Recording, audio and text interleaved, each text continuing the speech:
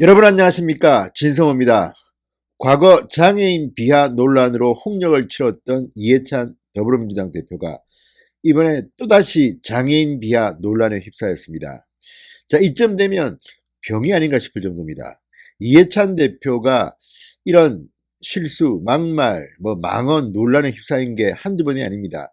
그런데 이번에는 총선을 얼마 앞두지 않고 이 민주당 공식 유튜브 스매 신년기획으로 만든 동영상에서 이런 어처구니 없는 이 비하 발언을 하고야 말았습니다. 자, 민주당 대체 어떻게 하려는 건지 모르겠습니다. 이렇게 불안한 당대표가 지키고 있는 집권여당 어떻게 봐야 할까요? 이번에도 민주당 관계자들 깜짝 놀랐겠습니다. 아예 유튜브 씀에서 이 동영상은 내려지고 말았습니다. 진성호의 융단 폭격 시작합니다. 이해찬 더불어민주당 대표를 융단 폭격합니다. 방송에 앞서 아직 진성호 방송의 구독자가 아니신 분들은 붉은색 구독 버튼 눌러주십시오. 더 좋은 방송으로 보답하겠습니다.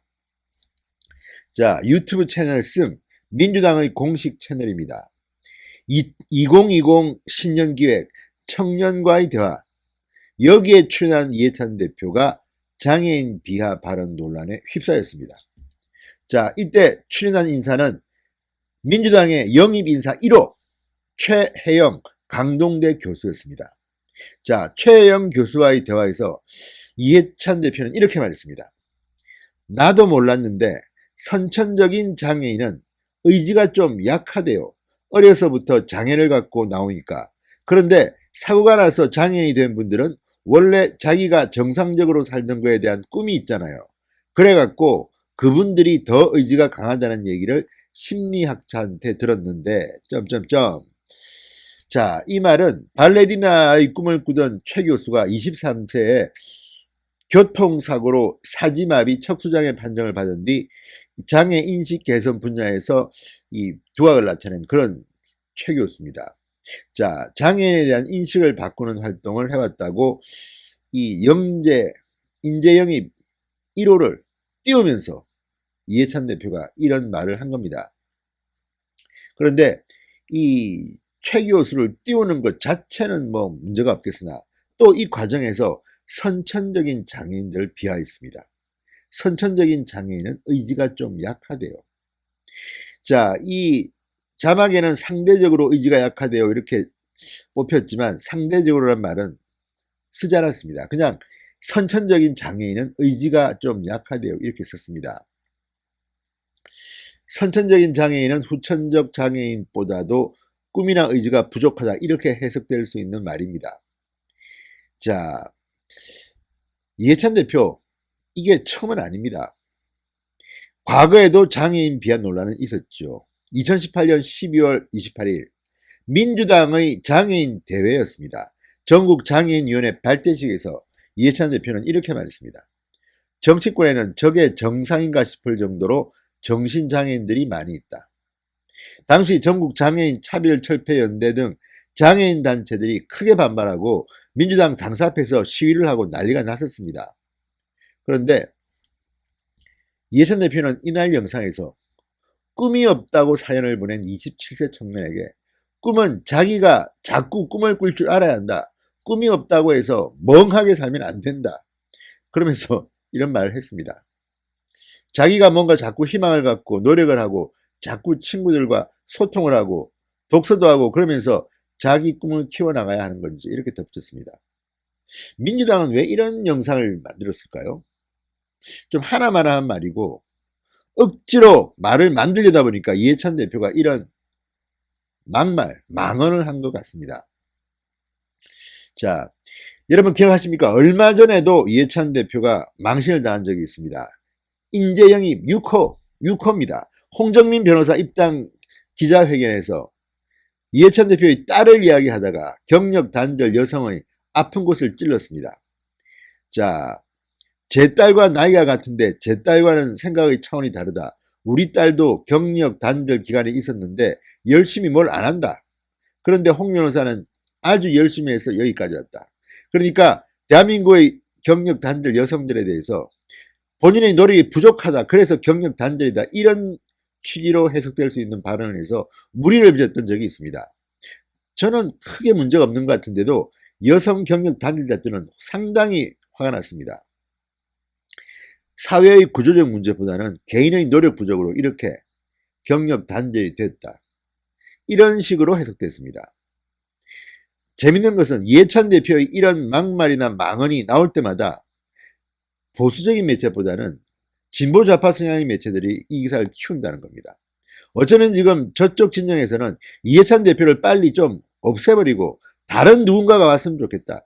이낙연 전 총리를 지금 이 대표나 이 총선 지휘부로 끌어들였으면 하는 이런 속셈인지는 모르겠지만 아무튼 이런 기사들은 오늘도 상당히 저쪽 성향의 언론에서 크게 다루고 있습니다. 프레시안, 한겨레 등이 아주 톱뉴스로 다루고 있습니다. 이것들만 봐도 재밌습니다. 자, 민주당은 어제 오후 7시 10분쯤 이 영상을 내렸습니다. 논란이 불거지자 이해찬 대표는 당 출입 기자들에게 보낸 문자 메시지를 통해서 인용 자체가 많은 장애인분들께 상처가 될 수도 있는 부적절한 말이었다. 장애인 여러분께 송구하게 생각하며 차후 인용이라 할지라도 이런 일이 없도록 하겠다고 사과했습니다.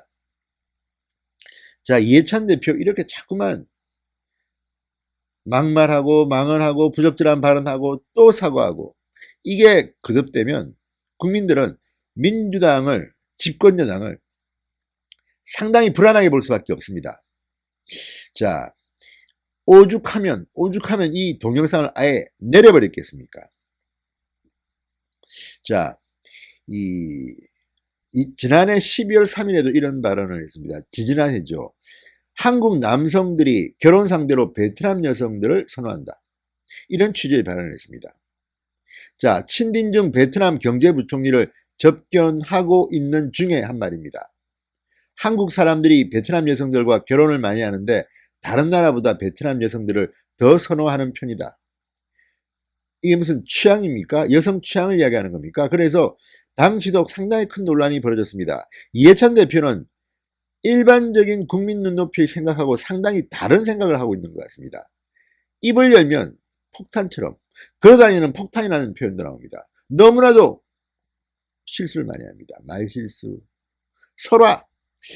자, 민주당은 덕담 차원이라고 하지만 민주평화당은 이런 다문화 과정에 대한 기본적인 이해도 없는 그런 정당이다. 이런 비판을 받았습니다.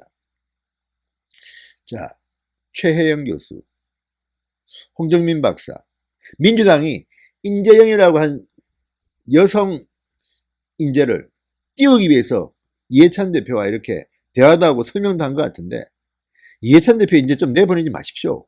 불안해서 못 보겠습니다. 집권 여당의 대표가 이렇게 입이 불안해가지고 있어야 어떻게 국민들이 지켜보겠습니까? 아무튼 이번 총선 민주당 간단치 않은 선거가 될 것으로 보입니다. 이해찬 대표 본인 힘으로 쉽지 않은 선거가 될 것이라고 했지만 이해찬 대표 본인이 지금 표를 막 까먹기 시작합니다. 보수 성향의 국민들은 즐겁게 보고 있을지도 모르겠습니다. 아무튼 이해찬 대표의 말실수가 이제 도를 넘어서고 있습니다. 넘어서는 안 되는 선을 이미 넘어서고 있습니다. 민주당 유튜브 썸 저도 기억납니다. 제가 자유한국당의 미디어 기획위원장을 할 때 그때 옳은 소리를 상당히 많이 키웠습니다. 지금 옳은 소리는 엄청나게 구독자가 많이 늘었습니다. 씀은 어떤가요? 한계에 갇혀 있습니다. 왜 그럴까요? 국민들과 제대로 소통할 줄 모르기 때문이 아닐까요? 이해찬 대표는 또 한 번 얼마나 민주당이 불통정당인지 국민들의 마음 그리고 무엇보다 약자인 장애인들의 마음을 얼마나 제대로 읽지 못하고 있는지를 여실히 드러내 주고야 말았습니다. 진성호의 융단 폭격이었습니다. 여러분 감사합니다.